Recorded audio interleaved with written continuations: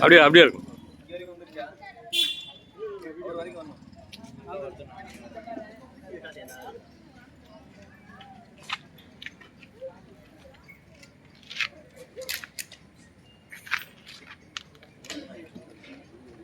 भारत माता की जय, भारत माता की जय, भारत माता की जय. இருமா அப்பதான் வாய் வீடியோ போகும். அப்படி இல்ல வீடியோல தெரியும் வீடியோ எடுக்கறாங்க. சவுண்ட் வராது. இல்ல ரொம்ப நேரம் அமைதியாவே இருக்கீங்க. அமைதியா இருக்கறாங்கன்னா பைக் எல்லாம் வீடியோ